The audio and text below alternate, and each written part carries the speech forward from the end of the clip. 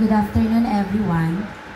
Thank you so much, Ma'am Paredes and the Embassy of Bangladesh for inviting me to be a part of this memorable event.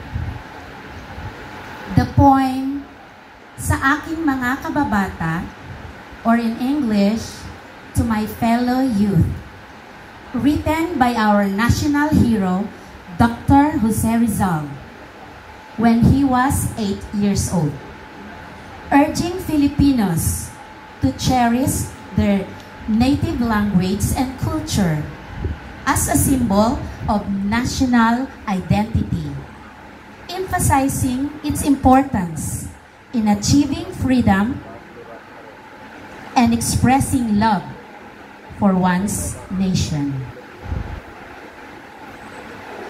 Kapag ka ang bayay sadyang umiibig, sa kanyang salitang kaloob ng langit, sanlang kalayaan na saring masapit, tulad sa ibong na sa himpapawid.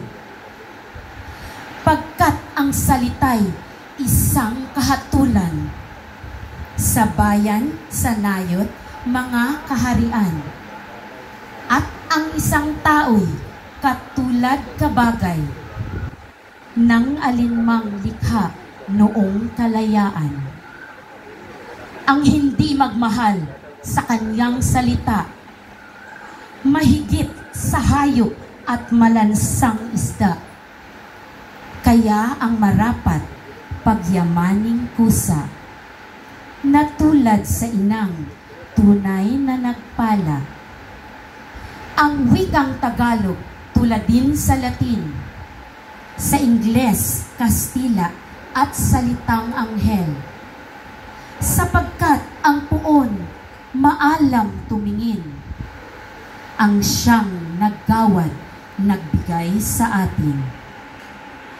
Ang salita natin huwad din sa iba, na may alfabeto at sariling letra, na kaya nawalay dinatnan ng sigwa ang lunday sa lawa noong dakong una.